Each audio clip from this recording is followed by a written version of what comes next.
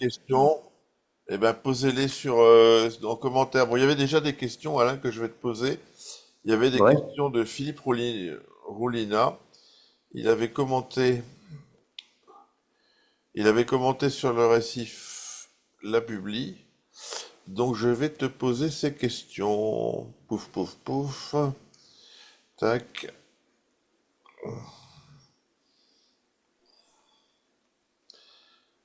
Simplement que je retrouve le truc.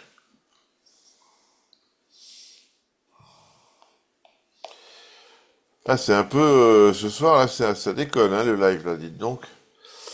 Ça déconne.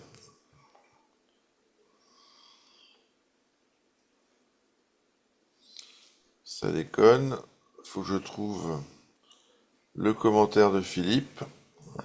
Et si vous avez des questions, posez-les à Alain. Je les regarde tout de suite après.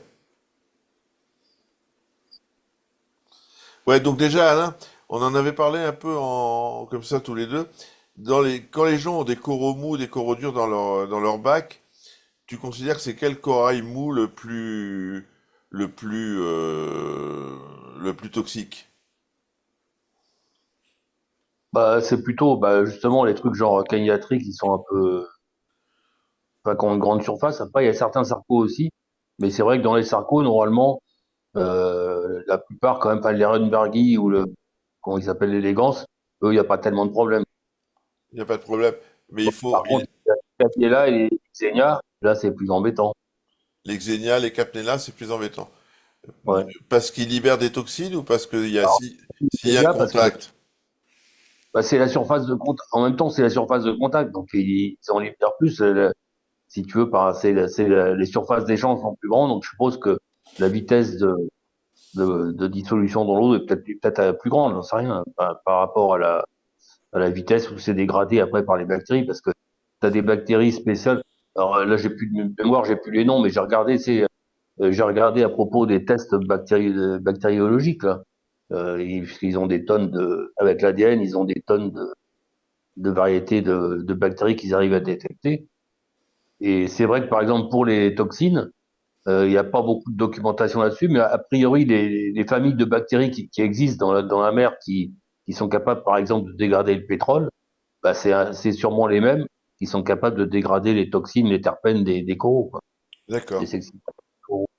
Donc, d'accord. ça sera intéressant pour ceux qui font les analyses régulièrement de creuser ce genre de trucs, euh, voir justement Et si notamment c'est. peut-être de faire l'analyse bactériologique du bac là qui est proposée, mais on n'arrive pas à Ouais, la ouais. trouver. Mais il y a une boîte qui la propose. Ouais. Ouais, voilà. Donc, mais le problème, c'est que eux, ils disent les résultats de l'analyse qu'ils t'envoient, mais ils ne donnent pas les indications globales sur ce que donnent les analyses pour la plupart des gens. Pour dire, bah, dans ce cas-là, c'est intéressant d'avoir ce type de bactéries. Ils donnent pour toi, mais ils veulent pas en fait, que tu puisses en savoir trop pour D'accord. pouvoir échanger des informations avec d'autres aquariophiles. Toi, c'est ça qui est dommage, quoi. Ouais, ok. Ils te réservent la base d'études pour donner leurs conclusions, quoi. Alors que nous, on aurait besoin de la base d'études pour tirer nos conclusions nous-mêmes. Et ça, ils veulent pas. Et ils veulent C'est pas la ça qui est. donner. Bon, D'accord. bah non, indirectement, tu fais comme moi. C'est maintenant ce qui est bien, c'est qu'avec les moteurs de recherche ou même les intelligences artificielles, bah, je m'en suis servi pour ça. C'est vrai que du coup, tu arrives à avoir assez rapidement des informations quand tu tapes des Des questions mots, sur des les mots-clés, ouais. moteurs d'intelligence artificielle. Tu arrives à trouver un peu de résultats quand tu connais un peu, quoi. C'est vrai, mais c'est donc c'est moins galère qu'avant. C'est quand Hmm. même casse-pied, quoi. Tu Ouais, perds du temps, quoi. ouais. J'ai retrouvé le. Là, je vois pas les commentaires parce que je lis le truc de Philippe. Alors, Mm. il en remet, il me dit, j'en remets une couche sur le fameux rapport PO4 et NO3 en eau de mer. Euh, Ouais. Oui, le rapport de Redfield, hein. ouais, mais est-ce que le rapport de Redfield, justement, il est valable en eau de mer? Et sinon, Ouais. s'il n'est pas valable, est-ce qu'il y a un rapport est-ce qu'il y a une autre proportion qu'il faut essayer d'avoir? Non, le rapport de Redfield a été étudié pour le plancton en haute mer, donc dans un milieu qui est très oligotrophe. Hmm, Donc dans ce cas-là, il est important. Mais quand c'est un milieu qui n'est pas oligotrophe, de toute façon, tu as toujours assez de phosphate et de nitrate, donc le rapport, il sert plus à rien. Ouais, ouais, il a un effet sur biologiquement que dans les taux très faibles, à l'approche de l'oligotrophie. Autrement, ça n'a pas un gros intérêt parce que de toute façon, tu as assez de l'un et de l'autre pour que les. Non, Alors parce c'est sûr que juste qu'il y aura un facteur un peu plus limitant parce qu'il y a plus de nitrate ou moins de nitrate, voilà, c'est tout. Pas sur la quantité globale de coraux qui va, de plancton qui va pousser, mais c'est tout. ouais, parce que souvent, quand les gens ont de la cyano et compagnie, dans les commentaires, on voit souvent, ouais, tu respectes pas le rapport de Redfield entre les PO4 et les Oui, NO3. Est-ce que ça a un rapport? voilà, si tu as trop de phosphate, si ça respectait le rapport, tu te dirais, bah, si tu as trop de phosphate, tu augmentes encore plus les nitrates pour améliorer le rapport. Mais non, ça marchera pas. Comme tu as Mhm. plein de phosphate, de toute façon, tu auras quand même des cyanobactéries, tu vois. Les C'est ça le cyanos, truc. les cyanos, c'est essentiellement les phosphates. Oui, parce que les nitrates, elles s'en foutent, puisqu'elles trouvent, même qu'il y en ait ou qu'il n'y en ait pas, s'il y en a, elles en profitent, de toute façon. C'est pour ça qu'elles vont pas disparaître si tu as beaucoup de phosphate, de toute façon. Mhm. Mais s'il n'y en a pas, mais par contre, effectivement, s'il y a des nitrates et des phosphates, il y a d'autres algues qui peuvent pousser. Il y a pas que, il y aura aussi des algues vertes, des algues brunes, ce que tu veux. Mais si en plus il y a des phosphates sans nitrate, vraiment sans nitrate, bah à un moment donné, c'est les cyanos qui seront favorisés parce qu'elles peuvent utiliser l'azote de l'air. Ah oui. Mais c'est pas lié directement au rapport de Redfield, c'est lié à un rapport excessif entre nitrate et phosphate, mais qui est très loin du rapport de Redfield. On n'en est plus au stade du rapport de Redfield. Je sais plus combien ça doit être 16, un truc comme ça. Ouais. Attends, un peu Et, plus. et donc, quelle est la proportion phosphate-nitrate qu'il faut respecter dans un aquarium récifal? Il y a une proportion? C'est plutôt, c'est pas tellement, faut pas se fier au rapport, faut se fier à une valeur minimale, quoi, enfin, ou optimale. Disons que euh, c'est bien de rester autour de 0,2, 0,3 de phosphate, ça suffit pour Zéro, pas être zéro limité. deux. 0,02, pardon, 0,02, 0,03, 0,05 à la limite, ça va aussi. Si tu as un bac de Coromou, tu peux monter un peu plus, tu vois. Et puis en nitrate, bah, c'est vrai que c'est pas plus mal d'avoir 2 et 4 ou 5, 6, voilà, en nitrate, c'est bien, ça suffit. Bah, maintenant, si tu as jusqu'à 20, ça peut aller. Bon, après, tu as trop de trucs qui veulent. Après, c'est un peu plus riche, donc tu risques d'avoir des algues il y aura des nutriments disponibles pour les algues, quoi, c'est ça. Alors que quand tu restes à 2, 3, 4, 5 de nitrate, bah, finalement, ton flux de nutriments, il profite essentiellement aux coraux, il n'y a pas trop d'excédent pour faire pousser des algues qui D'accord. pourraient te casser les. Ouais. Là, je continue le commentaire de Philippe, c'est le seul qui avait posé des questions. Donc, en ce qui concerne les éléments nutritifs, souvent on dit si tu as des nitrates, des phosphates, c'est pas la peine de nourrir les coraux avec Bah, oui oui et non, bah oui, ça peut être vrai. Pour les coraux qui ont une nutrition essentiellement hétérotrophe grâce à la lumière, qui n'ont pas besoin de beaucoup de nutriments, dans ce cas-là, c'est peut-être. Mais entre pas avoir besoin du tout et avoir besoin de faible quantité, c'est ça la nuance. C'est Hmm. que quand même, une nourriture hétérotrophe, ça a quand même la vertu d'apporter ne serait-ce que des éléments traces, des vitamines, des trucs comme ça. Ouais. Si t'en as pas du tout, bah si, les vitamines sont aussi apportées par les dentelles, on est d'accord, mais bon, c'est peut-être pas aussi complet que. Donc il y a un petit complément qualitatif, si tu veux, qui de toute façon me paraît intéressant quand on nourrit. Maintenant, quand je dis ça, c'est de toute façon, il y a quand même une nutrition hétérotrophe des coraux grâce aux déchets des. Des poissons.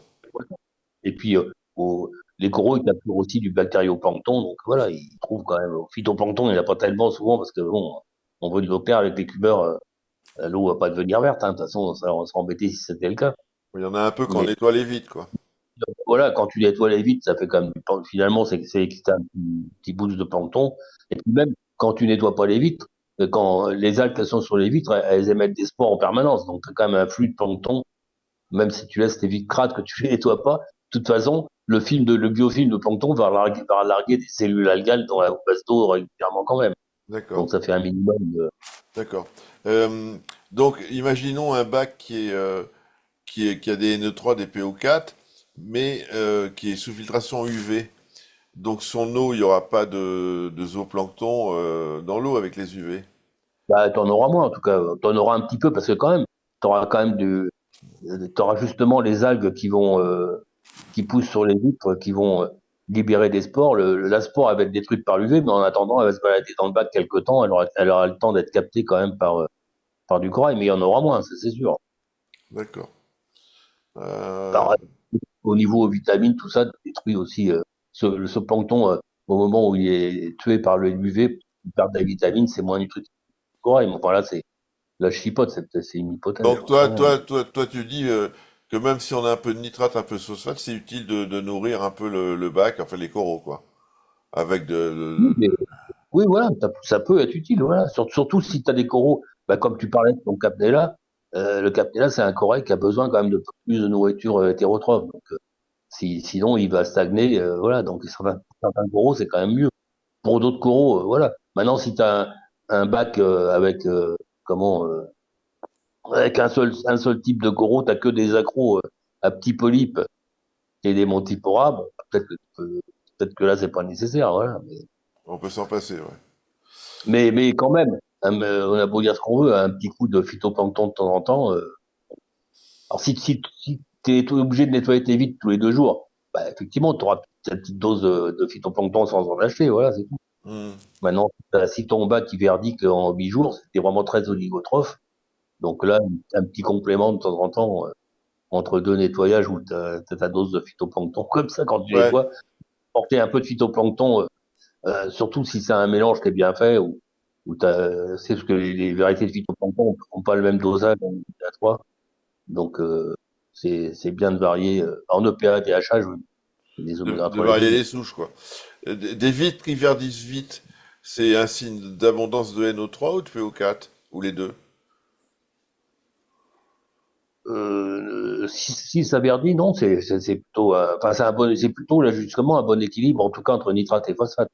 Parce que Hmm. si tu as beaucoup de phosphate et de la matière organique, tu auras un film plutôt marron. D'accord. Ce sera pas les mêmes algues. Si ça verdit, Donc, c'est plutôt bon signe. voilà, et si ça verdit pas vite, c'est que tu es vraiment très proche de l'oligotrophie, peut-être des fois trop oligotrophe, justement. Hmm. Si ça verdit au bout de 24 heures, bah là, t'es peut-être un poil trop, t'es plus oligotrophe, voilà, c'est ça. D'accord. C'est un facteur biologique d'hétérotrophie, d'oligotrophie, si tu veux. Ok. Mais c'est bien mais a priori, c'est plutôt bien que il verdisse gentiment, qu'au bout de 8 jours, tu sois vraiment obligé de nettoyer parce que, en plus, ça prouve que tu as assez de biofilms pour nourrir tes copépodes. Toi, tu risques d'avoir une microfaune assez variée, assez nombreuse. Si tu as ça, si ça met un temps fou à verdir, ça veut dire que tu as un biofilm aussi qui est trop léger et que sûrement tu risques de finir par perdre du zooplancton et du phyto dans ton bac, quoi. Hmm. De la microfaune, je cherche le terme, microfaune. Et D'accord. cette microfaune, c'est quand même elle qui nourrit aussi. Et si tu as de la microfaune, bah c'est justement c'est un apport de nourriture. Les naupliques copépodes, bah, c'est une très bonne nourriture pour les coraux. Ah non, c'est dommage. Ouais, attends, je regarde un truc parce que j'ai l'impression qu'on parle tous les deux là. Euh, à moins que ça soit sur les infos. Mais non, non, il y a des commentaires là, c'est bon. Euh, Pourquoi est-il compliqué d'avoir différents Xanthomea, ah, putain, je perds la vue, en pleine santé dans le même bac, les anémones? Bah, de toute façon, les antacméas, le problème, c'est qu'elles sont quand même assez agressives. Donc, si elles touchent des coraux, elles peuvent les cramer, hein. Une antacméa, ça peut même cramer un corail mou, hein. Un sarcophyton, certains sarcophytons, si les antacméas les touchent tout le temps, bah, si c'est une fois de temps en temps, ça va, mais si c'est vraiment à côté, ça fait quand même un peu le ménage autour d'elles, les antacméas. Puis en plus, comme dans la journée, ça peut gonfler de façon assez impressionnante, bah, voilà. Et si t'en as beaucoup, bah, du coup, t'as plus beaucoup de place pour les autres coraux, parce que du coup, ça se bouscule au portillon. Parce que il y a des gens qui ont facilement des groupes de 4 ou 5 antagméas qui sont souvent à côte à côte. Ouais, Dans ces cas-là, au milieu du massif d'antagméas, t'as aucun corail, hein. T'en as autour, certes, mais donc si tu as dispersé un peu dans tout le bac, bon bah forcément tu auras moins de place pour placer tes coraux, quoi. C'est ouais. ça l'inconvénient. Hmm. Mais elles se bagarrent entre elles, les anémones? Non, elles se bagarrent pas entre elles. Ah non, entre elles, les belles antagmas, ça se crame pas entre elles, ça va. Après, avec des variétés différentes d'anémones, ça peut être différent, mais des anémones d'une même espèce, en principe non, parce que surtout les antagmias, c'est logique, parce que les antagmias, pour se multiplier, elles se divisent. Alors si elles se cramaient entre elles, ça serait un peu dommage. Et puis de toute Oh, façon, comme elles se divisent, c'est des clones. Donc de toute façon, ils peuvent pas se brûler parce que sinon elles se brûleraient elles-mêmes. Les tentacules se brûleraient quand ils se toucheraient sur la même anémone. Donc là, on est tranquille. C'est des clones la plupart du temps. Donc ça risque pas de se cramer. d'accord. Euh, Là, il y a Christian qui demande, pour garder des phosphates stables, le mieux c'est la nourriture ou le phosphate, rajouter du phosphate sur pompe doseuse? Bon, bah, pour moi, comme c'est des faibles quantités, en fait, la nourriture, ça suffit. Bah, maintenant, après, enfin, je dis ça, ça dépend. N'importe quoi. Si vraiment tu as très peu de poissons, bah, là, pourquoi pas? Tu peux peut-être être amené à mettre des phosphates en pompe doseuse parce que t'as pas assez de phosphate produit par la digestion de tes poissons quand tu les nourris. Donc, dans ce cas-là, tu peux compléter. Si tu es vraiment à zéro chez zéro en phosphate, soit tu rajoutes un poisson, soit tu rajoutes effectivement des phosphates doseuses. Pourquoi pas? Les deux sont possibles. D'accord. Ok. Mais bon, c'est quand même plus sympa de mettre quelques poissons. Hmm. Là, j'ai une question de d'Erwan. Est-ce que c'est possible d'avoir de la d'Herbésia flucorésistante? Ça fait 3 fois qu'elle revient tous les 6 mois après les traitements antibio. Oui, mais t'as beaucoup d'algues, même t'as des algues rouges qui sont un peu fluo. Non, Les algues rouges, hein? fluco. Le fluconazole, tu sais, l'antibio. Ah Quand... non. Ah oui, Et d'accord, donc, non, il demande parce que si les algues, elles peuvent devenir résistantes aux antibiotiques. bah, des micro-algues, pourquoi pas, oui. Effectivement, mais des algues, normalement, c'est pas aussi, ça devient pas aussi résistant que des bactéries. Normalement, enfin, sur le long terme, pourquoi pas, comme c'est des algues qui sont un peu envahissantes, qui vivent dans des milieux pollués, peut-être que celle-là, effectivement, mais là, faut que je cherche. Là. J'ai pas de sûr à 100% là. D'accord, bon, Mais ben, ce qui est sûr, par contre, c'est que s'il y a une résistance, elle est plus longue à acquérir qu'avec des bactéries, ça c'est sûr. Mais d'accord. bon, après, Parce comme maintenant, on a il traite des et ça revient. Il traite et ça revient, mais bon. Euh, bon, ça, oui, bon, ça c'est possible parce que effectivement, tu peux détruire l'algue et puis au pied, ça peut finir par démarrer. C'est pas non plus un antibio, ça affaiblit l'algue qui peut faire une forme de résistance. Et puis quand l'antibio disparaît, et ben la forme de résistance se remet à pousser. C'est possible. Hein. c'est possible, d'accord. Donc là, c'est une résistance. C'est juste que voilà, la- c'est pas vraiment une dormance non plus, mais c'est un peu ça. Tant que le produit est là, l'algue est survie. Et puis le jour Ouais, enfin, fluconazole, c'est pas un antibio, c'est un anti-champignon, un antifongique. Mais bon, oui, bah, c'est le principe d'un truc toxique. Après, que ce soit antibio ou antifongique, c'est le ouais, même principe, quoi. ouais, ouais. Une question de Wilfried des bureaux. Bonsoir, j'ai lu que l'on pouvait traiter la cyano avec de l'acide salicylique, avec de l'aspirine, quoi. Mm. Quel est son effet et pourquoi? Est-ce que tu le sais? Ça, je sais pas, mais ce que je sais, c'est que l'aspirine en soi, ça a beaucoup de vertus. Et effectivement, ça m'étonne pas que ça puisse avoir un effet, effectivement. Bon, Ça, j'attends. ça a une vertu même pour nous, pour le système immunitaire. Donc, mais ça a vraiment beaucoup de vertus dont on parle pas trop, parce que comme ça coûte très cher, ça n'intéresse pas grand monde, mais c'est dommage parce que ça a beaucoup de... Ah ouais? Mm. Alors, le seul inconvénient, c'est qu'effectivement, pour nous, c'est que c'est sur la fuite, il faut pas en prendre trop parce que tu peux avoir des hémorragies, ça c'est sûr. Mais à Ouais. petite dose, c'est sûrement un truc qu'on devrait étudier peut-être un peu plus parce que les microdoses, peut-être que prendre une petite tisane de deux, trois feuilles de saule, ça pourrait être intéressant, j'en sais rien. Ouais, se trouver l'estomac à l'aspirine, ouais. Euh, Ouais. que faudrait-il pour démarrer?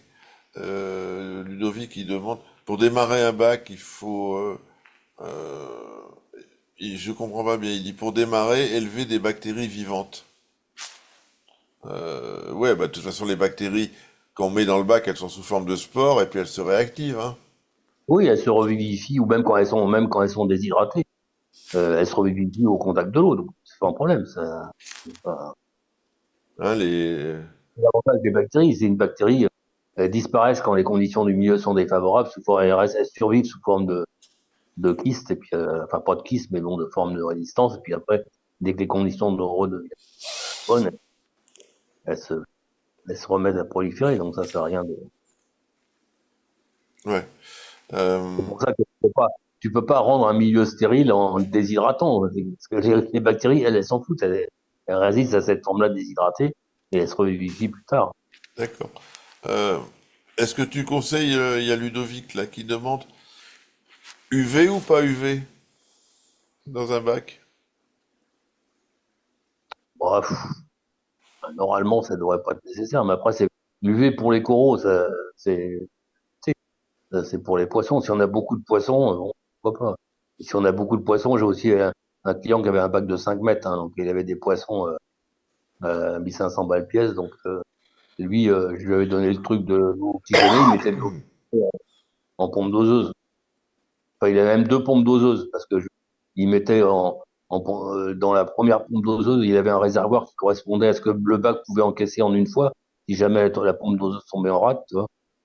Et puis après, la réserve à côté, quoi. Et il mettait quoi, tu m'as t'as dit, sur pompe doseuse? De J'ai l'eau pas. oxygénée. De Pour, l'oxygéné. ouais, pour mettre en préventif de maladies sur le même principe que les UV, quoi. Je me rappelle plus le dosage, c'était. En fait, les UV, c'est pas assez efficace. Il avait des problèmes de pathologie de temps en temps, de point blanc, de machin, ça le prenait la tête.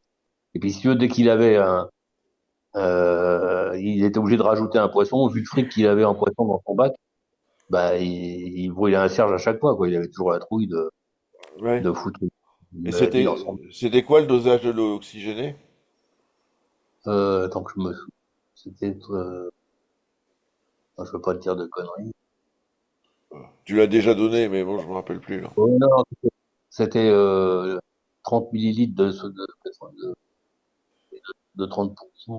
Donc, ça devait faire 300 millilitres par mètre cube, un truc comme ça. Donc, je dis pas de conneries. D'oxygéné de pharmacie à 3%.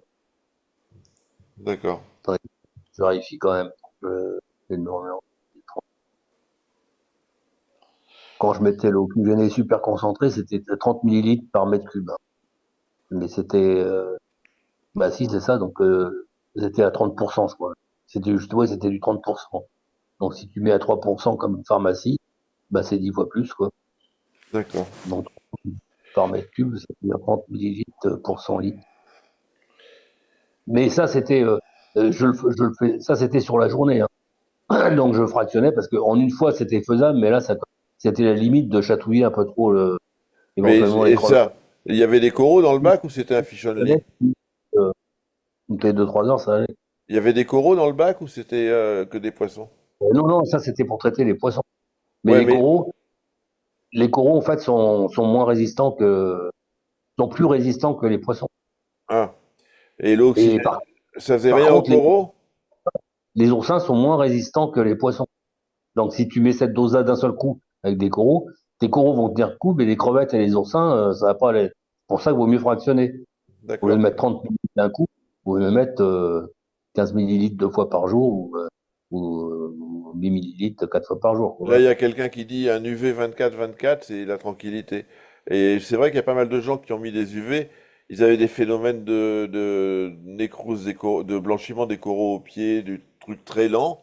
Et les UV, ben, ils n'ont plus de problème. Donc, peut-être qu'il y a des. Oui, parce que de toute façon, le négro, ça peut être dû aussi à des bactéries, donc ça peut aider aussi, hein. Ouais. Euh, Là, la question de Ludovic que j'ai pas compris tout à l'heure, c'est est-ce qu'on peut élever des bactéries comme le phytoplancton, par exemple, pour mettre dans le bac?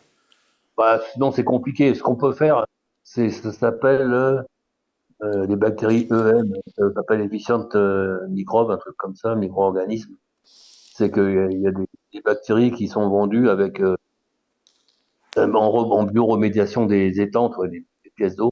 Ça s'appelle bactéries, je dis EM, efficient micro-organismes. Tu tapes ça sur Internet, tu vas trouver tout de suite. Et ta bactérie que t'achètes, en fait, tu la multiplies avant dans un réacteur avec un milieu de culture à base de, oh, j'ai oublié le terme, le truc de canne à sucre, là, comment ça s'appelle? Ou Glucose? de betterave. Saccharose, glucose? Non, non, mais le truc brut, toi, qui est marron, là, d'origine. L'amidon? Non, non, c'est pas vrai, j'ai trop de mémoire. Enfin, c'est le truc sucré qui est un peu marron. où tu as une trace du sucre et puis plein de phosphate, enfin, de nutriments, de minéraux. Donc, ils servent de ça comme milieu de culture. Enfin, tu pourrais faire un autre milieu de culture, mais là, il se trouve que c'est un milieu de culture pas cher. Et donc, tu multiplies ça pendant 24 heures dans un bioréacteur, avec, grâce à ce nutriment, pour multiplier ta biomasse de bactéries par 100 ou 1000 ou 10 000, j'en sais rien. Et après, tu l'utilises tel que. D'accord. Mais sur le long terme, sur le long terme, oui, ce que je voulais dire, c'est que sur le court terme, tu vas multiplier pratiquement toutes tes bactéries à peu près en même temps. Sur le long terme, le milieu va s'appauvrir en certains nutriments, ce qui va favoriser d'autres bactéries. Et puis, si tu fais ça pendant 8, 15 jours, au lieu d'avoir ton mélange de 15 bactéries, tu vas te retrouver qu'un mélange avec 2 bactéries ou une seule. Ah ouais, c'est ça, ouais. Parce Ouais. que les autres vont, parce que le milieu va s'appauvrir et que tu auras la queue la plus résistante qui va durer qui va survivre les 8, 15 jours, quoi. De toute façon, dans un aquarium, l'idéal, c'est de multiplier les souches. Oui, bah oui, de toute façon, mais bon, les souches, de toute façon, en aquarium, en théorie, avec les pierres vivantes, t'en as plein, mais c'est pareil. Euh, si ton milieu devient trop oligotrophe ou au contraire, tu as une pollution d'un élément par rapport à l'autre, je sais pas si tu as un oligoélément en trop, peut-être que tu favorises la croissance de certaines bactéries, puis pas du reste. Mais le reste, c'est pas que le reste meurt pas, c'est que ça reste à l'état latent, mais ça se développe pas, quoi, c'est ça. Donc, c'est pour ça que pour avoir de la biodiversité en micro-organismes dans un bac, ça serait peut-être plus utile d'étudier un mélange de nutriments, si tu veux, bien équilibré, Mhm. pour que le maximum de bactéries qui se développent. Ouais. Alors, si tu mets que du sucre, bah, les sucres, c'est bouffable par toutes les bactéries. Bon, d'accord. Là, tu vas développer la bactérie qui pousse le plus vite à base de sucre, mais toutes les bactéries utilisent le sucre. Mais tu en as une qui poussera peut-être plus vite en fonction des autres éléments, tu vois, Mhm. c'est ça. Alors que si tu mets pas trop de sucre, parce que ça c'est utile à toutes les bactéries, mais il faut pas que ça favorise celles qui poussent trop, tu mets des variétés de sucre imbouffable, enfin plus dur à digérer, comme des polysaccharoses, des trucs de ce genre-là, bah, qui, qui permettront à d'autres bactéries de pousser sans être trop concurrencées par celles qui pourraient utiliser que du sucre. Ouais. Et puis, ces molécules plus complexes, bah, les bactéries pathogènes, elles peuvent pas vivre avec. C'est ça aussi le problème, c'est que si tu mets que du sucre, du glucose, même les bactéries pathogènes vont en profiter. Donc ça, c'est pas. Alors que si tu mets que des sucres complexes difficiles à digérer, là, c'est sûr que tu développeras pas de bactéries pathogènes parce qu'elles sont pas capables de les digérer. Donc ça, c'est Ah ouais, réglé. d'accord. Donc ça veut dire que quelqu'un qui veut rajouter du sucre pour faire un peu la méthode VSV, C'est pour ça machin, qu'il faut pas. vaut mieux mettre des sucres complexes pour. Ouais, parce que sinon, le problème, c'est qu'avec du sucre, tu vas très vite atteindre une dose dangereuse. Hmm. Tu as développé trop de bactéries, soit des mauvaises, soit une quantité trop importante. Donc, Donc vaut c'est mieux mais un truc qui est un peu et pour le facile et long à digérer. Tu n'auras pas un bloom de bactéries d'un seul coup, déjà, en ouais. plus. Comme Et, c'est plus difficile à digérer, ça prend plus de temps aussi. Alors que du glucose, c'est digéré en ouais, et deux. pour le commun des mortels, c'est quoi des polysaccharides? T'achètes ça où? C'est quoi? Si, bah, un truc que tu peux acheter facilement, c'est par exemple de l'inuline. C'est extrait de la chicorée, ça. Et c'est deux saccharides. Il se trouve que ces deux saccharides, pour les couper en deux, tu veux, il faut une enzyme que toutes les bactéries ont pas. Donc c'est ce qu'on D'accord. appelle des fibres solubles. Après, t'as d'autres fibres. Tout ce qui est fibres solubles, c'est des polysaccharides, mais à chaîne courte, c'est pour ça qu'ils sont solubles. Sinon, après, t'en as à chaîne longue, mais c'est insoluble. Donc là, c'est Et un truc c'est soluble. ce genre de Ouais. truc, ça s'achète où en pharmacie? L'inuline, oui, mais ça, tu peux trouver dans les trucs de régime aussi, et puis dans les trucs de cosmétiques, par les gens qui vendent des ingrédients pour fabriquer toi-même tes cosmétiques, ils en vendent. Tu tapes inuline, tu dois tomber dessus, hein. Et donc c'est mieux pour les gens qui font la méthode VSV, pour les Ouais, gens bah tu pourrais utiliser ça, ouais. d'utiliser ça pour développer plus Alors, ça de. coûte plus cher que le sucre, hein, ouais, d'accord, mais bon, par rapport aux produits aquafit, Ouais. de toute façon, je soupçonne certaines marques comme Aquaforest, ils avaient un truc pour nourrir les bactéries, là, je sais plus comment ils appelaient ça, là. Une poudre blanche, je soupçonne que c'est un truc de ce genre-là, hein. Ah Bon, ouais. j'ai jamais vu le, la couleur du truc, enfin, ça ressemblait beaucoup, quoi. Puis, sur le principe, c'était un truc du genre. Je dis pas que c'est de l'inuline, mais en tout cas, c'était une fibre soluble quelconque. Mhm. D'accord. Mais donc ça serait plus intelligent d'utiliser ça parce que ça, par contre, c'est même cette simple substance-là, si tu veux, elle est pas vraiment utilisable par des bactéries pathogènes. On prend pas de risque au moins à ce niveau-là. Mais par contre, les autres, elles sont capables de l'utiliser.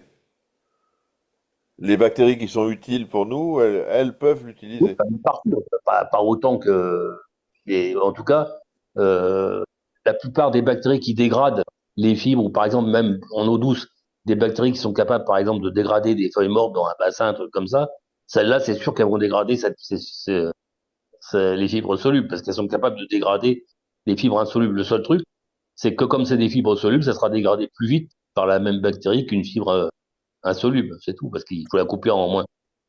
Et t'as pas besoin de la couper en plein de morceaux comme une grande molécule. C'est juste ça, pour une D'accord. enzyme, c'est tout. Ouais. Poser des Mais, mais, euh, questions, hein. Ouais. mais ça sera toujours plus long, de toute façon. Ces bactéries-là se développent toujours plus lentement parce que il faut un effort métabolique, donc plus d'énergie pour utiliser la même quantité Ouais. de sources de carbone. Je guette les questions, mais il n'y en a pas des masses, hein. Les gens connaissent tout, certainement. Euh, Là, tu avais eu Xavier la semaine dernière au téléphone là, pour son slide Ouais. sur la lumière, et donc tu l'avais Mm. validé et tu n'avais rien eu à redire. Non, non, non, bah non, non, bah, de toute façon, en fait, de toute façon, enfin, il est un peu comme moi, il invente rien non plus, hein, il s'est renseigné avant, donc c'est ça, il Hmm. donne ses sources, donc il n'y a pas de raison que. Bah ouais. Après, il y a des gens qui avaient discuté un peu en cherchant la petite bête, parce que à un moment donné, si tu veux, tu es obligé de simplifier, donc tu vas pas rentrer dans tous les détails. Alors le puriste, il va te trouver que ton truc est pas assez précis, parce que, ah oui, mais après, tu fais une moyenne pour que ce soit compris, tu fais pas non plus un cours de. Un cours Si tu fais un magistral. cours, ben, tu vas tout expliquer. Hmm. Donc, tu es obligé de simplifier. Donc, quand tu simplifies, bah, quelqu'un qui connaît bien, il va dire, il va prendre ça un peu pour une erreur, mais c'est pas une erreur. Juste qu'il a simplifié le truc, mais en gros, c'est vrai, pour faire comprendre. Donc, voilà. Ah bah tiens, j'ai encore... là, les peptones. Peptones, c'est des filles... ça dit quelque chose, peut-être peptone? Oui, bah, peptone, ça vient de peptide. Bon, en Ouais. fait, Au c'est des, peptoné. c'est des bactéries, quoi, des protéines que tu hydrolyses. Ça donne des petites chaînes d'acides aminés et qui s'appellent des peptones. D'accord. C'est un Là, peu comme les peptides. Les peptides, c'est encore plus petit. Peptone, c'est un peu plus long comme chaîne que les peptides, c'est tout. Mais ouais, peptone, c'est ce qu'on utilise en microbiologie en, pour apporter une source de protéines dans les mélanges pour ouais. faire pousser les bactéries. Là, il y a Rifkalo Donc, t'as qui dit des qu'il peptones de cultive. foie, t'as des peptones de poisson, enfin, tout ce que tu veux, quoi. Enfin, c'est un hydrolysat, en gros, quoi. Ouais. Les Là, protéines. il y a un Rifkalo qui dit qu'il cultive les bactéries en boîte de pétri avec agar-agar et enrichi, quoi. Ouais, bien sûr, hein. Et là, il y a Ludovic qui dit, Ah, donc, ça, ouais, met en chasse de l'agar-agar. Et ça, c'est un des ingrédients des, des milieux de culture pour bactéries. ouais. Donc, comme on a dit, on peut remplacer le sucre de la méthode VSV par ce polypeptide, hein, c'est ça. On est d'accord. Ouais. Ok. Euh, Est-ce que Mais l'on... pour être sûr de ne pas développer une bactérie pathogène qui serait dans ton bac, toi. C'est ça. D'accord, ok. Est-ce que le carbone que l'on utilise pour nourrir les bactéries peut favoriser la pousse d'algues néfastes dans nos bacs? Oui, parce que il y a des algues aussi qui utilisent de la matière organique dissoute. Mais justement, les cyanobactéries, comme elles sont à la fois algues et bactéries, bah, elles ont un côté bactérie qui leur permet de se nourrir de carbone organique. Alors une algue, elle se nourrit de carbone inorganique, de carbonate éventuellement ou d'acide de gaz carbonique. Mais il y a des algues qui sont proches des cyanobactéries qui peuvent malgré tout utiliser une partie en, en, en substance organique dissoute. D'accord. Souvent, Est-ce- les algues marrons, elles aiment bien les trucs pollués avec de la matière organique, souvent. Ou les algues toxiques aussi, gymnodium, là, les trucs qui forment qui donnent la ciguatera. Bah, ça se développe quand il y a eu, après les tempêtes, quand le milieu est détruit, il y a eu une pollution. Et c'est ces algues-là qui se développent et puis qui remontent la chaîne alimentaire et qui finissent par nous intoxiquer, quoi. Oui, c'est ce qu'on appelle la ciguatera. D'accord. Comment t'expliques que dans un bac, il puisse y avoir des dinoflagellés, mais juste à un seul endroit du bac et nulle part ailleurs? Bah, dinoflagellé, bah justement, c'est les dinoflagellés, c'est la même famille que celle Ouais, qui c'est pour ça. provoque. C'est Voilà. pour ça que ça m'est venu à l'idée. Et effectivement, c'est ces algues marron-là qui se développent. Quoi. Bah là, ça peut être juste parce que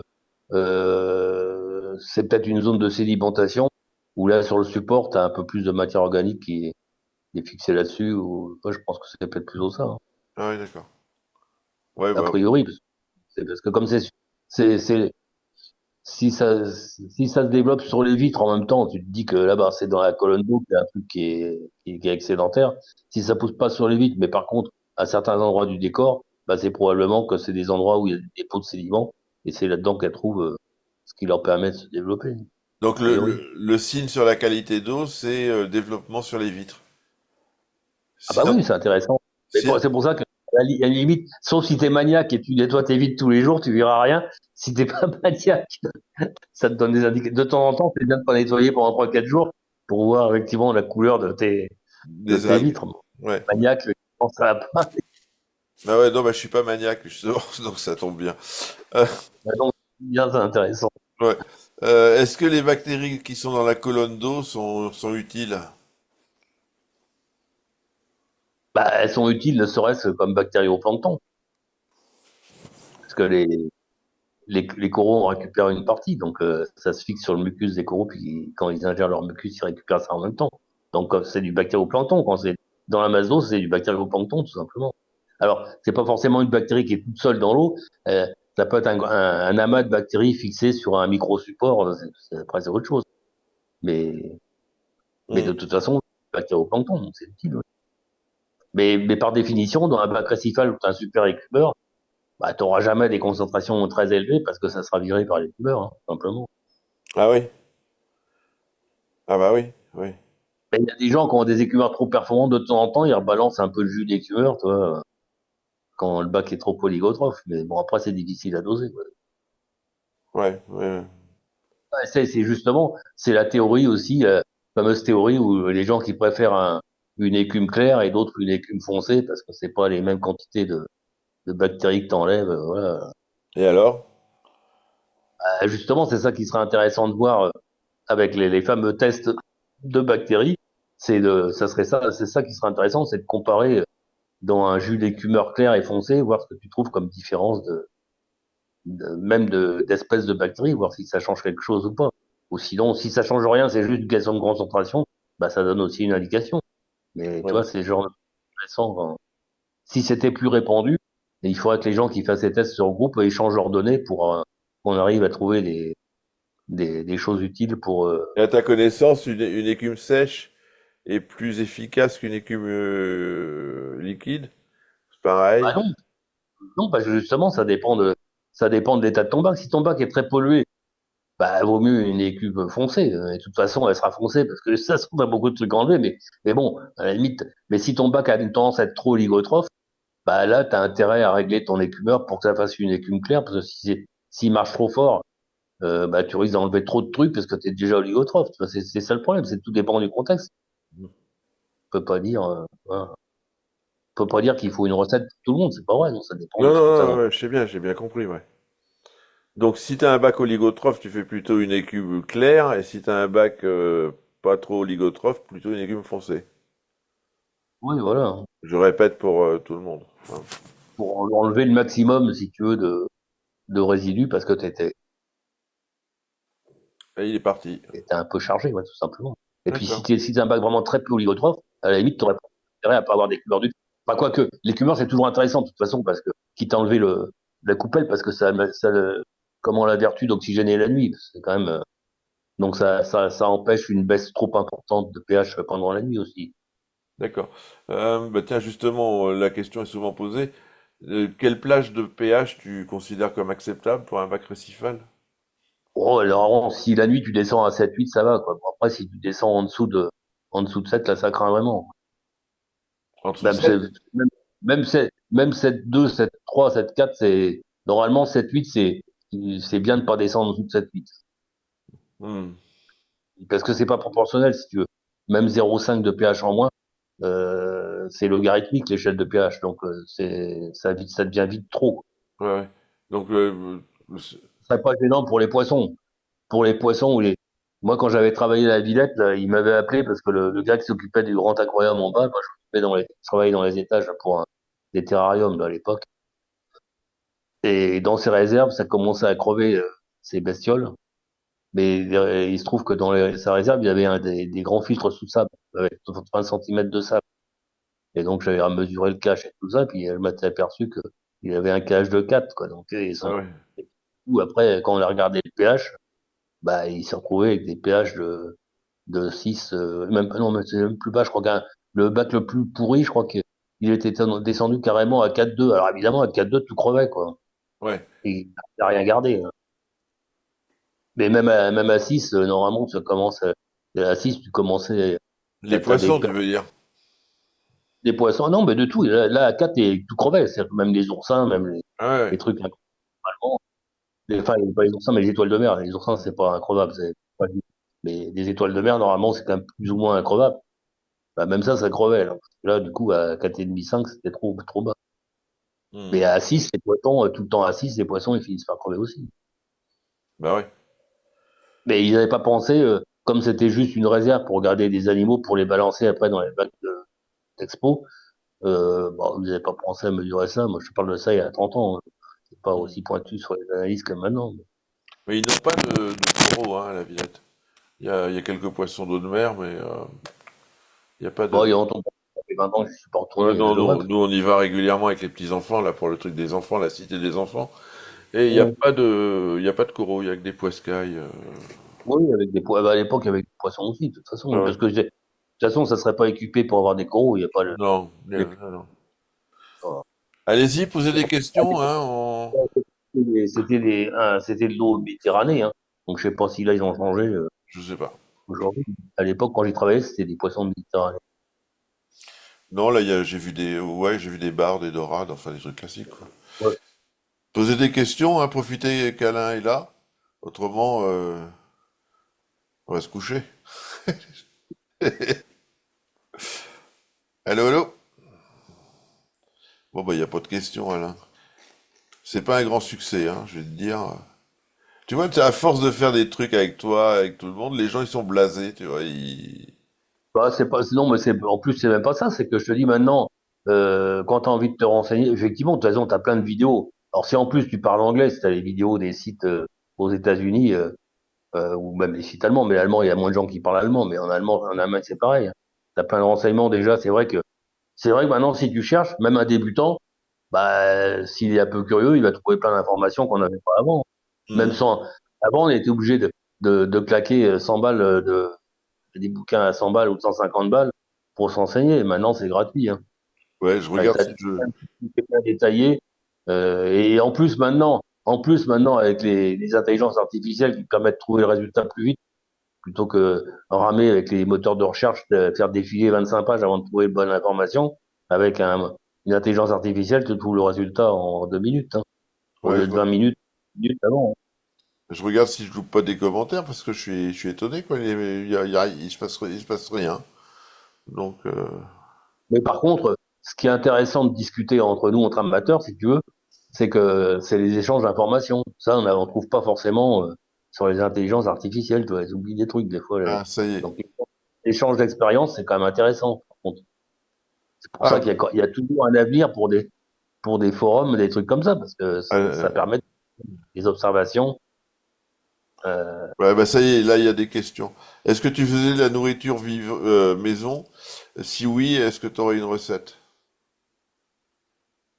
oui, bah c'est les trucs. Bah, la recette, c'est pas très compliqué. Moi, à un moment, je faisais un truc fermenté parce que ça permettait d'hydrolyser. Mais bon, je peux donner une recette, hein. Le principe, c'est de faire fermenter, mais je mettais du miso avec pour mettre des bactéries qui aidaient à la fermentation. Et après, je mettais un peu. Donc, faut mettre un peu de miso, ça apporte du sel, c'est ce qu'il faut pour pas que ça pourrisse. Et au bout de 24-48 heures de fermentation, je bloquais la fermentation en rajoutant du vinaigre. Et puis comme ça, tu peux le garder au frais, même pas au frais, mais bon, en tout cas, C'est quoi que tu mettais pour la fermentation? J'ai pas compris le nom. miso, Mido? miso, c'est japonais. Ah, Soupe au miso. miso. D'accord. Miso, M-I-S-O. D'accord, miso. Ok, là, j'ai compris. Voilà. Parce que c'est des bactéries, justement, qui peuvent hydrolyser les protéines pour faire des peptides. Justement, l'idée, c'était grâce à ces bactéries-là, de transformer les protéines en peptides, donc en acides aminés, quoi, qui étaient plus assimilables par les coraux. C'était ça l'idée, C'était, en fait. c'était ton truc orange là que tu vendais à un moment? Oui, orange, mais à un moment, c'était aussi un peu vert, parce que je mettais Du gingembre. des coquilles Saint-Jacques avec de la spiruline en même temps. Ouais, ouais, je me rappelle de ton truc orange là. Où c'était une culture de petits vers, Ah le non, truc le truc orange. orange, c'était pour cultiver des vers, ça, Ouais, c'était le truc pour les petits vers, ouais. Ouais, ouais. c'était fermenté aussi. Et c'est pour pas que ça, parce que la méthode flocon d'avoine, au bout de 8 jours, ça puait, quoi. C'était chiant. T'étais obligé de repiquer tous les 8 jours. Ça, c'était une infection. Alors que là, tu pouvais garder 2, 3 mois si t'en avais pas besoin, tu enrichissais pas. Et ça se gardait 2, 3 mois avec juste une petite odeur de vinaigre. Enfin bon, Ouais, c'est quand ouais. même plus acceptable que l'odeur pourrave de l'azur, Je au me bout de rappelle dix de jours. ton truc orange, ouais. Qu'est-ce que tu penses de l'utilisation d'un réacteur à soufre dans un bac? C'est pour dénitrater, ça, non, il me semble. Ouais, bon, ouais, c'est pour dénitrater, mais bon, le problème, c'est que il n'y a pas besoin, en fait. Le problème, c'est que si tu commences à utiliser ça quand t'as déjà beaucoup de nitrate, c'est trop tard.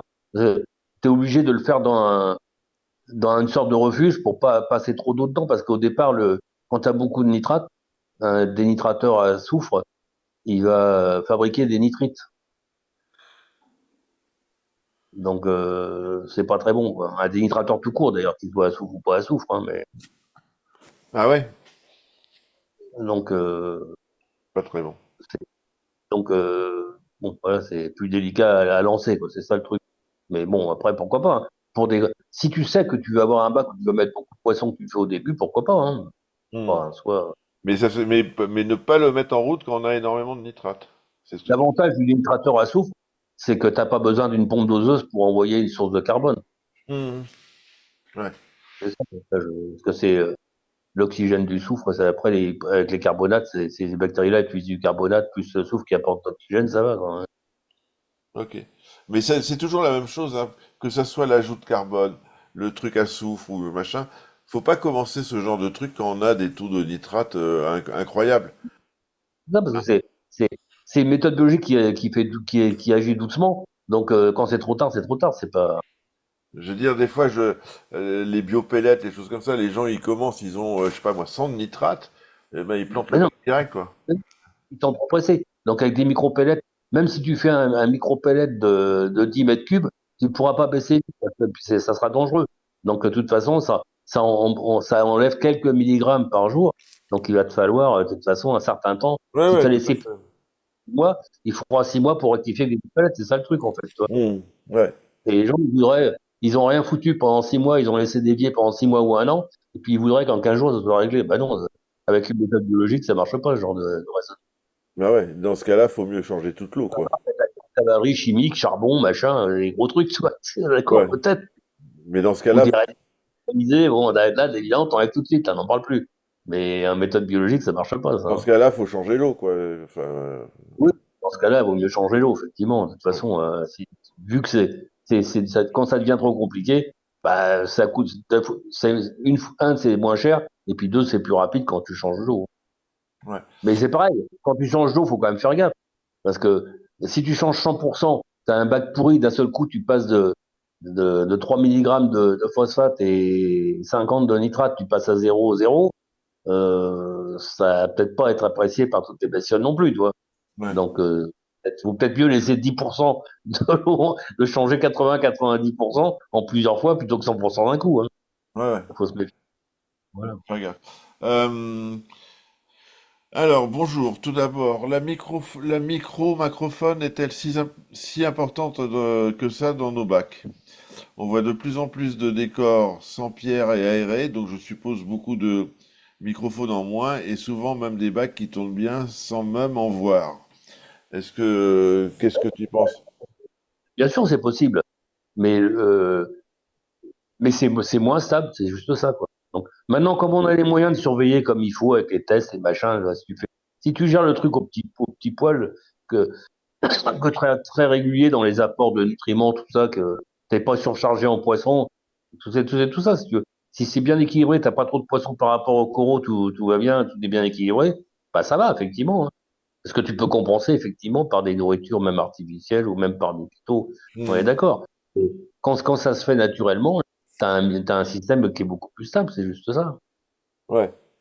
C'est quoi le rôle exact de la Des Dans fois, la pratique, bien, même avec Bachir, quand il avait, au tout début, tu vois, on parlait pas de tous ces trucs-là, on n'était pas obsédé par les phosphates, nitrates. Ses premiers aquariums, c'était même des filtres sous sable. Hmm. Et il avait gardé des vidéos et des photos, hein, j'avais vu. Bah, alors c'était pas pastel parce que c'était des bacs un peu riches, mais il avait 25 milligrammes de nitrate et puis je sais pas combien en phosphate. Les coraux étaient super colorés, colorés un peu, pas pastel, un peu foncé du coup, parce que tu avais quand même des nutriments, mais les coraux étaient super beaux, en pleine santé. Et pourtant, aujourd'hui, on pousserait des cris d'orfraie. Quoi? T'as 25 milligrammes de nitrate? Putain, t'as 0,5 milligrammes de phosphate, mais t'es fou. Ben oui, mais non. Mais par contre, ça grouillait de microphones et tout ça. Ouais. C'est quoi Mais le... c'était pas, non, c'était quand même un peu foncé, les coraux. Et puis, pour certains coraux délicats, c'est pas sûr que ça aurait marché pour tous les, Ouais. donc, après, Ouais. C'est quoi le... Donc, tu peux résumer le rôle de la microfaune et de la macrofaune, s'il te plaît? ah bah, déjà, c'est que ça nourrit surtout les copépodes par comment les nopis, ça nourrit les coraux, et puis surtout, ça recycle le biofilm de bactéries, qui se développent dans le bac. Ok, non, mais c'est pour... Moi, je connais la réponse, mais c'est pour que les gens Escargots, le par sachent. exemple, les escargots, même s'il y a pas d'algues, il y a quand même le biofilm de bactéries et ils se nourrissent aussi de ça. C'est pour ça que, et dans ce cas-là, d'avoir des stomatella, par exemple, c'est intéressant. Mais les stomatella, le problème des stomatella, c'est que c'est la bestiole qui serait plus intéressante à avoir par rapport à des astréas ou d'autres coquillages, mais elles se font bouffer souvent par les crevettes, par les lismatas. Ah ouais? Comme elles ont pas d'opercule, si tu veux. Donc les lismatas, si elles ont les crocs, elles finissent, ou en tout cas les pites, ils finissent par les bouffer. Et même, j'ai repéré souvent comment c'est du genre chez Bachir à se coucher tard, euh, avec des lampes de on regardait des fois quand on regardait avec une petite lampe torche, tu vois, la nuit, l'impérator, il se réveillait un peu, puis dès qu'il voyait une stématella, plaf, il jetait dessus, il les bouffait. Ah ouais. Apparemment, c'était une petite gâterie, tu vois, pour des poissons comme l'impérator, quoi. Mais il jetait vraiment dessus, donc il avait l'habitude, quoi. Peut-être qu'il se levait tôt le Et, matin, il et aurait les stomatella les, avant les, 40. Ouais, les lismatas, c'est n'importe lesquels, les Vudarmani, les embryos de n'importe quel ouais, lismata. ouais. Je te dis, la stomatella, elle rentre pas dans sa coquille, elle a toujours la chair Ouais, qui ouais, ouais. déborde, pas d'opercule. Donc, même si elle se retourne, bah, il y a le pied là, qui peut pas rentrer, donc elles sont bouffées Hmm. direct par les crevettes si elles ont peu les crocs. Ouais. On peut conserver de l'eau de mer combien de temps après préparation? Non, mais l'eau de mer, comme c'est minéral, ça va pas pourrir, hein, tu peux garder tant que tu veux, hein. Dans un bidon fermé. Oui, voilà. Bon, après, peut-être qu'en élu d'éléments, t'as le fer qui va peut-être précipiter un peu, mais il y en a tellement peu dans l'eau de mer, ça va pas changer grand-chose, hein. Donc, l'eau de mer, une fois qu'elle est prête, à mon avis, tu peux la garder tant que tu veux, hein. Ouais. Est-ce que tu connais la méthode Michel avec sa mousse, je sais pas de quelle couleur, et une cassette? Un mec qui a pas d'écumeur, qui a rien du tout. Tu connais cette méthode? Non, ça me dit rien, mais Bon, bon, mais bah, pas d'écumeur. Et si c'est tout le bac est bien équilibré, t'es pas obligé forcément d'avoir un enfin là, écumeur, le hein. mec, c'est une cassette avec une mousse, enfin je sais pas trop quoi, c'est un peu Ah oui, alors, folklorique. c'est spécial, c'est pour voilà, je connais pas. Non, moi non plus, je connais pas. Bon, Alain va s'occuper il va regarder. La prochaine fois, il donnera son avis. Euh, Est-ce que tu sais Alors, pour... c'est peut-être ça sort des trucs, je sais pas. Après, t'as des chimiques qui retirent des trucs comme des Ouais, non, résines, hein, ça. je sais pas, je sais pas, je sais Ouais, mais là, faut que je me renseigne, comme je connais pas, hein. pas. Ouais. Euh, Ah tiens, il y a une question de Wilfried Desbureaux là qui va être intéressante. Pourquoi l'ozone est moins utilisé aujourd'hui? Est-ce que tu le sais? Bah, parce que, en fait, je pense que c'est plus délicat d'emploi que les UV, c'est-à-dire que tu peux surdoser. Et puis, en plus, c'est toxique pour nous aussi. Donc, des fois, c'est vrai que quand tu commences à sentir l'ozone, enfin, l'ozone dire que tu le sens, bah, ça commence à être toxique pour toi. Donc, c'est pas très Hmm. bon de respirer ça. Bon, ça a pas, c'est pas du chlore non plus, mais c'est vrai qu'à long terme, as tout le temps dans ta pièce de l'ozone et que tu la sens, bah, et que tu vis pas mal d'heures par jour dedans, ça peut être mauvais pour les Ouais. poumons, pour les yeux. Là, il y a une question qui est un peu spéciale. Euh, Est-ce que Mais oui, pourquoi attends, quand je pense à l'ozone, par contre, il y avait un truc qui était bien avec l'ozone, c'est que ça permet de monter le redox. ouais, Et quand j'avais été chez Corallen Farm, Corallen Farm, ouais, ouais, c'est tout le coraux, là. Lui, il avait un ozoniseur. Pourtant, il avait des coraux super colorés et tout. Forcément, Corallen Farm, c'est pas, ça fait 20 ans qu'il prend ses propres pieds mères, hein. Il n'importe pas les trucs, il les casse pas, hein. Il fait pousser les pieds mères, hein. Et ben, il avait un redox qui montait à pratiquement 600 ah, grâce à l'ozone. c'est énorme, hein. Bah, c'est énorme. Normalement, t'as 400, Ah ouais, 120.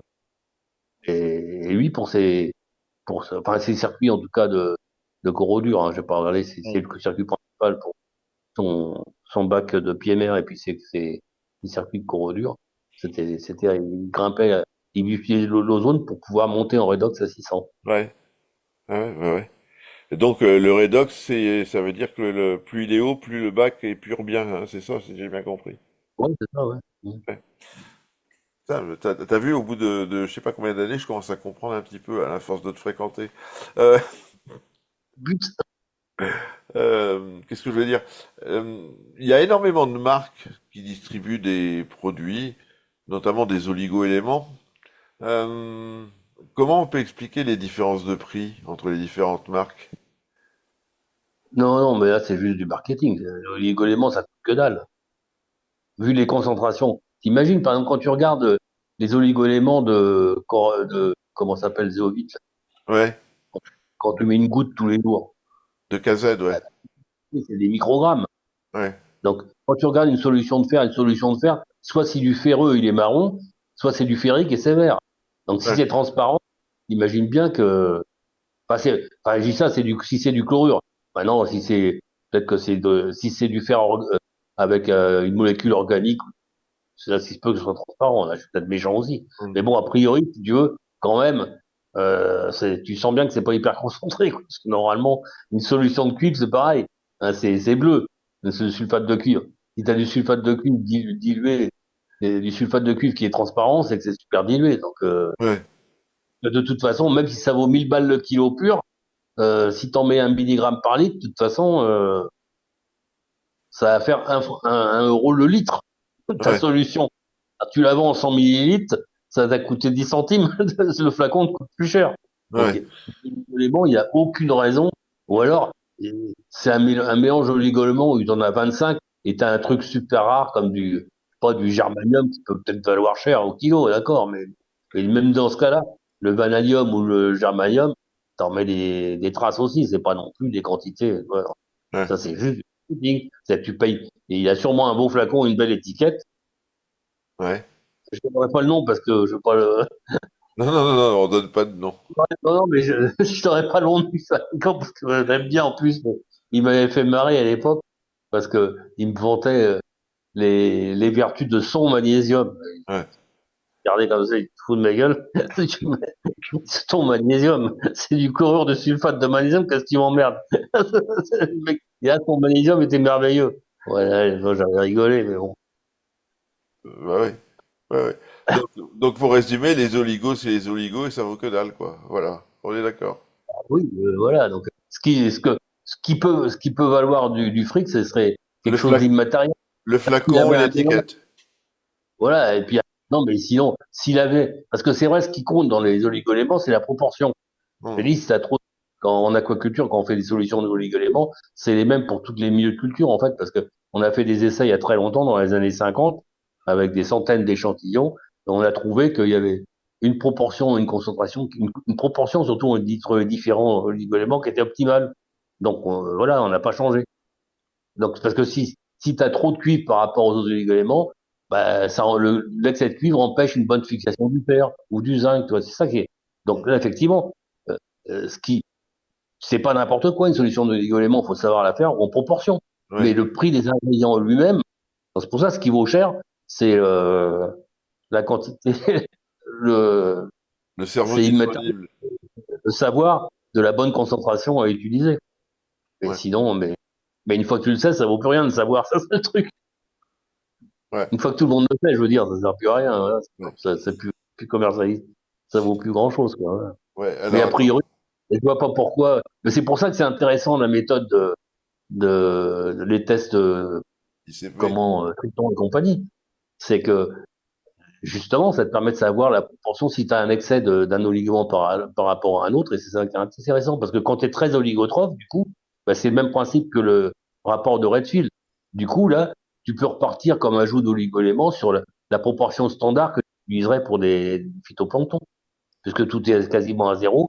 Donc, Hmm. si tu rajoutes, ce que tu rajoutes, c'est la proportion standard avec la bonne proportion. Là, du coup, donc dans ce cas-là, c'est pas un secret. Tu prends le mélange d'oligoéléments, la proportion d'oligoéléments quand tu fabriques une solution d'engrais pour phytoplancton, et puis voilà, il n'y a pas de secret. Ouais, Dans un coup de coups sur Internet, tu as les milieux de culture de Guillard ou je sais pas quoi en milieu d'algue, tu en as 3-4, tu verras que les solutions d'oligoéléments, c'est les mêmes pour les 3-4 formulations d'ailleurs, et tu as la formulation sur Internet en 2 secondes de la ouais. proportion d'oligoéléments, hein, c'est tout. Hmm. Ils la Euh, fabriquent quand même. Et c'est ce qu'ils font.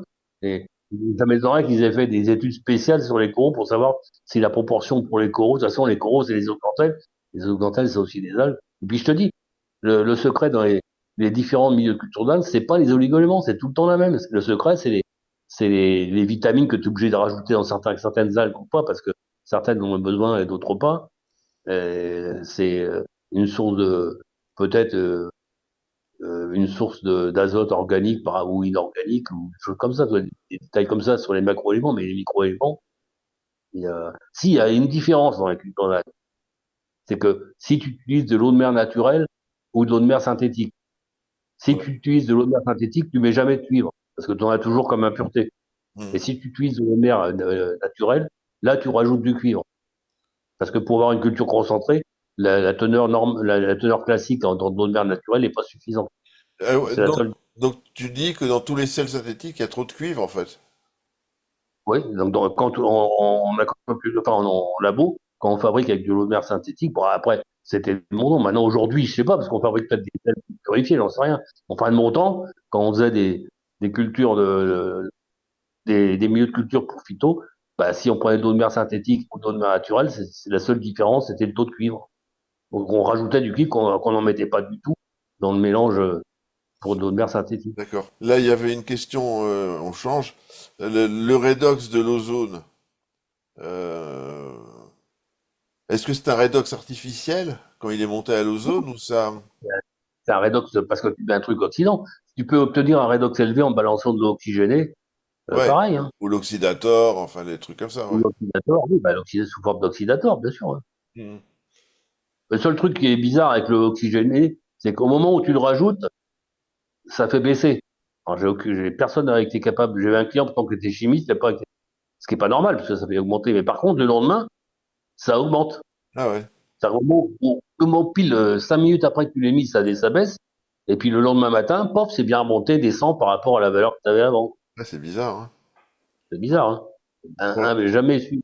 Alors peut-être que dans l'eau oxygénée, ils rajoutent aussi deux, trois conneries. Il n'y a pas que de l'eau oxygénée à Ouais. 100%. C'est pour ça, hein. Un- Parce que c'est un peu pour stabiliser l'eau oxygénée. Alors peut-être que ça retient le caractère oxydant à la molécule pour conserver l'oxygéné. Et puis qu'au fur et à mesure que ça se dégrade, ça libère le pouvoir oxydant. ouais. Je pense que c'est ça. Un, Mais ouais. Un bac normal, enfin qui tourne correctement, il a un redox autour de 400, quoi, en principe, hein. oui, en principe, même dans le milieu naturel, c'est 420, 450, Voilà. 500 grand minimum. Mais 600, j'ai pas vu de. Bon, bah non, j'ai autant que j'ai pas regardé. J'ai pas, j'ai pas vu. Il faudrait vérifier dans des coins où tu as une grosse activité Mais alors, moi, photographique. Encore. tu te rappelles, on en avait parlé à l'époque quand j'avais un Apex et compagnie. Le redox, il était inversement proportionnel au pH. Tu te rappelles ou pas? C'est-à-dire, quand le redox Oui, montait, le pH descendait. oui, ouais, c'est parce qu'effectivement, Mais en alors fait, là, normalement, quand le mec, il a un redox de 600, il a un pH qui doit être hyper bas, non? euh, bah oui, mais normalement non, parce que lui, c'était dans la phase éclairée, donc il avait un pH plutôt haut. Donc moi j'ai vu, parce il avait son truc qui affichait en permanence le Donc redox. c'est possible d'avoir un redox haut avec un pH haut. Oui, parce que l'incidence du pH est pas non plus si importante que ça. Ça fait varier un peu si tu veux. Mais tu vas pas diminuer le redox par deux en faisant varier le pH. Hein. Non, mais par contre, Tu quand le redox vas montait, faire- le pH il descendait de 0,2, 0,3. Hein. Oui, voilà, oui, mais c'est pas non plus. Oui, ben d'accord, mais c'est pas. Non, c'est pas, mais quand t'es à 8 au lieu de 8,3, c'est pas pareil. Oui, oui, d'accord, oui, non, c'est vrai que c'est pas pareil. Donc c'est quelques dizaines de points de millivolts. Oui, effectivement, et tu vas pas baisser de 200 millivolts juste en faisant varier le pH. Ou Ouais, alors, il faudra descendre le pH à 4, quoi. Bah, ou au contraire à 10. Hein. d'accord. Euh, où est-ce qu'on peut acheter des oligo-éléments en poudre pour les faire soi-même? Il y a Bah, le problème, Tridacna, hein? Non? non, mais non, mais c'est des produits pour laboratoire, donc c'est compliqué, quoi. C'est ça le truc. Ouais, c'est ça, ouais. Mais par contre, ce qu'on peut peut-être trouver, mais là, je sais pas, il faut que je cherche maintenant, parce que maintenant, on peut trouver plus facilement le truc. Il y a quand même des boîtes, je sais qu'en Allemagne, euh, j'avais trouvé des sites qui vendaient des solutions d'oligoéléments pour aquaculture, pour faire des cultures de phytoplancton. Ouais. Ouais. En fait, t'as pas besoin. C'est, et ils vendent à un prix raisonnable. Parce que il y a même une boîte, mais c'était aux États-Unis, qui vendait une solution de culture pour plancton sous forme de sel directement. Toi, t'avais plus qu'à dissoudre. Mais là, le problème, je crois que c'était le mélange complet, donc avec y Avec... compris les phosphates. Là, tu peux pas te servir de ça. Mais, mais en Allemagne, tu trouvais des solutions d'oligo-éléments parce que même quand on fabrique la solution quand on fait le mélange en aquaculture, on fabrique la solution d'oligo-éléments à part. Donc il y a des boîtes qui vendaient des milieux de culture pour algues qui vendaient à part le flacon d'oligo-éléments et le flacon de nitrate phosphate et éventuellement de silicate Et si on donc faisait. le flacon d'oligo destiné à la culture des algues, il peut être utilisé dans le cadre d'un bac récifal. Ah ben bien sûr parce que c'est limite du phytoplancton. Donc, C'est les alors mêmes. le seul truc, c'est que théoriquement, quand tu mets quand tu fais une culture de phytoplancton, les oligo-éléments sont, tu mets 2 DTA avec. Ouais. Alors le DTA, normalement, si t'en mets beaucoup, c'est pas forcément recommandé avec des coraux. Mais là, vu les quantités qu'ils utilisent, comme tu mets les quantités, on met de l'EDTA si tu veux, parce que la culture de phytoplancton, la nutritive de phytoplancton, on le met au début de la culture. Donc on n'en rajoute pas. C'est pendant les 15 jours qui suivent ton ensemencement par le phytoplancton, tu rajoutes plus d'oligoéléments, c'est au départ. Hmm. Et si tu ne mets pas de DTA, si c'était pas chélaté, bah, le mélange serait toxique pour les coraux. Alors qu'en aquarophilie, on met pas une grosse dose d'oligoéléments d'un seul coup. La dose qui te recommande, c'est une dose qu'on met tous les jours, c'est tout. C'est pas, on met Ouais. jamais une dose d'oligoéléments pour 15 jours d'avance. Ah non, non, ouais, ouais, ouais. C'est pour ça on dit de mettre plutôt les oligoéléments une fois par jour. Une goutte ou deux tous les jours, tous les deux, trois jours, mais pas plus, quoi. Hmm. Parce que, justement, t'as pas de DTA. Donc, ça serait toxique si tu mettais Ouais. une dose pour moi d'un seul coup, ce serait toxique. En Sans mettre contrôlant, de DTA. ouais, en contrôlant par des tests ICP, évidemment. Par contre, si tu mets de DTA dans un bac qui est oligotrophe en oligoéléments, ben, ça bloque. Le peu d'oligoéléments qu'il y a, ça va les bloquer, parce que c'est un chélateur, le DTA. Hmm. C'est pour ça qu'on n'utilise pas. Mais a priori, si tu utilises le mélange pour faire une culture de plancton avec de DTA, mais avec une dose tellement faible, je suis pas sûr que ça change grand-chose. Ok. Euh... pou, pou, pou. Alors, ah bah, ouais, c'est marrant, faut que je quitte et que je revienne pour voir les commentaires. Euh, Est-ce que si on filtre mécaniquement l'eau du bac sur de la mousse, là, tu sais, genre les mousses bleues, machin, on va produire Ouais. des nitrates et des phosphates obligatoirement? Bah non, si on la nettoie régulièrement. Ah non, non, non, non, pas forcément, non. Je veux dire, un micro-bag, c'est un peu la même chose, hein. Si tu le nettoies pas, c'est comme une mousse, hein. Non, non, ça retient les saloperies. Donc les saloperies, si tu nettoies pas, elles pourrissent. Et c'est quand elles pourrissent, par les bactéries, que ça libère des nitrates, des phosphates. Et sinon, ça libère que dalle. Ouais, Bah, ça donc, libère même pas de nitrate en plus. C'est de l'ammoniac qui après se transforme c'est l'ammoniac qui se transforme en nitrate à cause du filtre, d'accord. Mais bon, il suffit de nettoyer la mousse de temps en temps, hein. bah voilà, c'est ça. Ouais. Au moins une fois par semaine, quoi. Voilà. Le pH qui descend avec le redox qui monte. Le pH qui descend avec le redox qui monte ne peut-il pas être causé justement par une ionisation de certains éléments, une ionisation Non, différente non, des mais autres. ça, non, parce que c'est ça, le pH, ça provoque un redox, si tu veux, parce que c'est des ions, de toute façon, c'est l'ion Ouais, hydrogène. Mais c'est pour ça que pour avoir la vraie valeur d'oxydation, on n'utilise pas les millivolts, on utilise le RH. Et là, tu ouais, as une formule où tu prends millivolts avec le pH et puis la valeur. Enfin, c'est une formule ouais, je m'en avec rappelle. Ouais. un truc plus un rapport l'inversement proportionnel au pH, un truc de ce genre-là, ça donne le RH, qui lui, du coup, est une valeur fixe qui dépend plus du pH. Ouais, je m'en rappelle quand même. Donc, ce que tu dois mesurer, c'est l'évolution du RH. C'est ça qui est intéressant, hein. Hmm. Et donc, du coup, tu as annulé l'effet du pH sur l'histoire, quoi, sur le Ok, pouvoir d'oxydation. d'accord. Donc, Est-ce que les colerpes, c'est obligé qu'elles lisent totalement au bout d'un certain temps? non, c'est pas obligé. Non, non. Souvent, c'est parce que soit c'est parce que le bac devient trop oligotrophe. Donc, en fait, elles lisent avant de crever. Ah C'est le ouais, principe. Soit il y a une pollution, tu balances du cuivre, ça va faire crever ton truc. Donc, avant de crever, elle va liser pour que les spores s'échappent et puissent alcooliser à un autre endroit dans la mer. C'est le principe. Si tu veux. Donc, c'est quand les conditions deviennent défavorables où l'algue de toute façon va crever. Avant de crever, elle va se reproduire au moins pour faire survivre l'espèce. donc C'est un là, gros espèce. quelqu'un qui a de l'écolerpe dans un refuge qui l'écolerpe lise, c'est conseillé de mettre du charbon, non? Bah oui, mais là, le problème, c'est que faut le faire vite parce que c'est toxique pour les poissons. Ah Si oui. t'en as trop. Hmm. Donc, faut faire très vite. Mais pas pour les coraux. Les coraux, je sais pas. Bah, après, si t'en as vraiment trop, ça peut être ennuyeux quand même parce que ça fait un développement de bactéries. Après, ça pourrit ta flotte. Ça va pas être terrible quand même.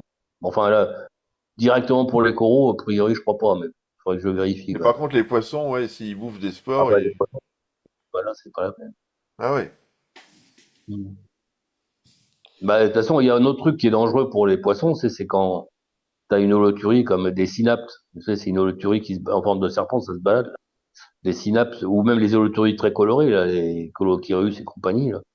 Si ça se prend dans une pompe de brassage, ça la flingue et avant de se flinguer, de toute façon, ça la stresse tellement qu'elle libère une toxine. Ouais. Et là, ça flingue les poissons. Mais alors là, je l'ai vu en direct, hein, à l'époque, c'était chez Marine, là.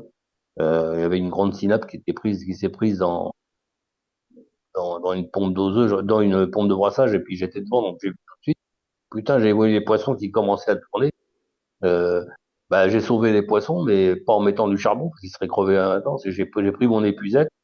J'ai balancé les poissons dans un bac où il y avait plus dans un autre bac où il n'y avait pas la synapse. Et puis, ils se sont mis d'aplomb tout de suite. Enfin, donc, si tu retires le poisson tout de suite, tu le sauves. Hmm. Mais si tu, alors que le charbon, si tu veux, le temps que tu mettes le charbon, que ce soit épuré par le truc, Ouais. bah, ça risque d'être trop tard. Ça va mettre un quart d'heure avant que tout soit retiré et puis c'est trop tard. Mais par contre, tu peux sauver le poisson si tu as de l'eau de mer, au moins si tu as de l'eau de mer dans un bidon pour le changement d'eau, toi, tu vides dans une bassine vite fait, le temps de traiter au charbon, mais tu peux sauver tes poissons en les chopant. Ce qui est facile, alors les choper c'est facile, parce que comme ils sont sur le dos, Ouais. tu n'as pas de mal à les attraper, il faut faire vite, quoi, c'est tout. Ouais. Euh, Trouve-t-on à la vente toutes les variétés de bactéries qui existent dans l'eau de mer naturelle?